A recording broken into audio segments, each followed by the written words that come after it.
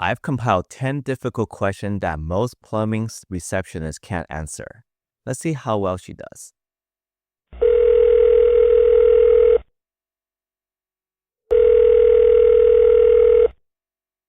Hey, thanks for calling Joe's Plumbing. I'm Sophia. How can I help you? Hey, Sophia. I've compiled 10 difficult questions that most receptionists can't answer. Are you willing to accept the challenge? All right, challenge accepted. Hit me with your best shot. Let's see how I do. What's your first question? Okay, my water heater is making a loud banging noise. Should I be worried? Is this thing going to blow up on me? Oh no, that sounds unsettling. The loud banging noise is often referred to as water hammer, or could be caused by sediment buildup in the tank. While it's unlikely to blow up, it's definitely something you shouldn't ignore.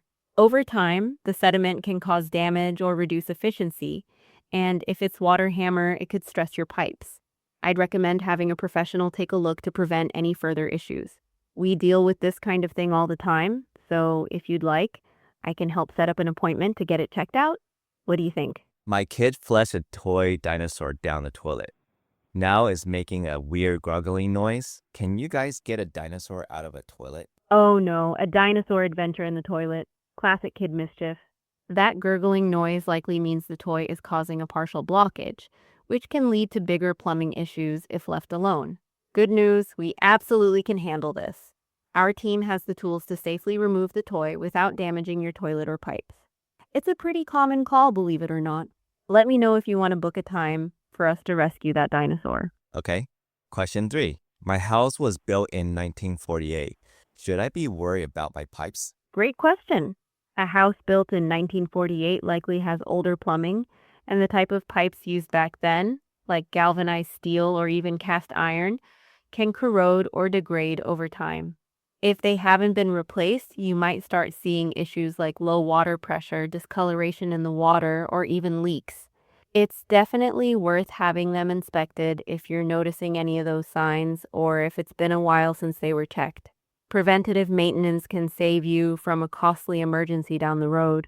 Want me to help you schedule an inspection? Okay, my water bill went from $60 to $180. I can't find a leak anywhere. What's going on? Yikes, that's a big jump.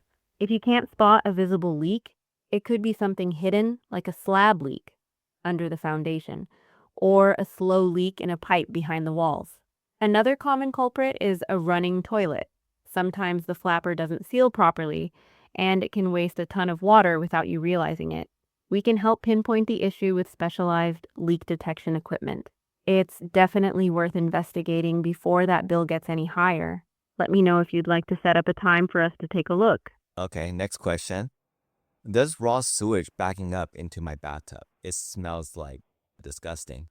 What do I do? Oh no, that's awful. I'm so sorry you're dealing with that. Raw sewage backing up into your bathtub is usually a sign of a major blockage in your main sewer line. It's definitely something you want to address immediately as it can pose health risks and cause further damage. The best thing to do is stop using any water in the house to avoid making the backup worse. We can send a technician out to clear the blockage and inspect the sewer line to figure out what's causing it. This is urgent, so let me know if you'd like us to get someone out there ASAP. Okay, question 6. My contractor says I need a full repipe. That sounds expensive. Is he ripping me off? I totally get why you'd be concerned. Full repipe does sound like a big and pricey job. Whether or not it's necessary depends on the condition of your current pipes. If they're old, corroded, or leaking frequently, a repipe might actually save you money in the long run by preventing constant repairs and water damage. That said, it's always a good idea to get a second opinion before committing to something that big. We'd be happy to send someone out to assess your plumbing and give you an honest recommendation. No pressure. Just let me know if you'd like to schedule that. Okay, question 7. Can I pour drain cleaner down my toilet to unclog it? My buddy told me to do that. I'd hold off on that one. Pouring drain cleaner down your toilet isn't a great idea. Most drain cleaners are made for sinks or tubs, not toilets, and the harsh chemicals can actually damage the porcelain or the internal components of your toilet. Plus, if the clog is deeper in the pipes, The cleaner won't reach it and could just sit there, causing more harm than good. A plunger or a toilet auger is a safer bet for minor clogs. If it's stubborn, we can send someone out to clear it properly without risking damage. Let me know if you'd like help with that. Okay. Question 8. I found black mold under my kitchen sink. Is that your problem or do I need a mold guy? Good question. Black mold under the sink is often caused by a plumbing issue, like a slow leak or condensation from pipes. We can definitely help fix the source of the moisture, which is key to preventing the mold from coming back. However, for the mold itself, you'd want to call a mold remediation specialist. They're the experts in safely removing it and making sure it doesn't spread. So it's kind of a tag team situation. We handle the plumbing and they handle the mold. Let me know if you'd like us to take care of the leak. Question 9. How much to repipe a 2,000 square foot house? Just a ballpark.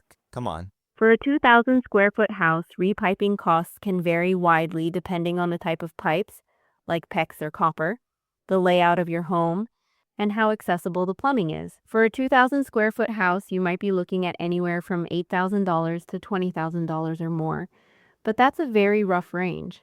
The best way to get an accurate estimate is to have someone come out and assess your specific situation. We'd be happy to set up a consultation if you're interested. No obligation, just solid info. What do you think? Here's a trap nobody talks about. When you're on a job, you can't answer the phone. When you're answering the phone, you can't do the job. You're either making money or you're booking the next job. Never both. It's physically impossible. So every day you have to choose.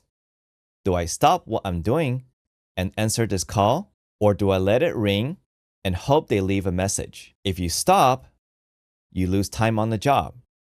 The customer in front of you sees you on the phone and thinks you're not focused. If you let it ring, that caller isn't leaving a voicemail. They're calling the next company. You lose either way. And this happens 5, 10, 15 times a day. Every single day for years. That's the trap. Now picture this. You're on a job, fully focused. Your phone doesn't ring once. But when you're done, you check your calendar. 3 new appointments already booked. The calls came in. The AI receptionist employee answered every one. Ask the right questions. Book the jobs while you're doing yours. You never stop working. You never miss a call. The trap is broken. Reach out to me. Let's set this up for your business.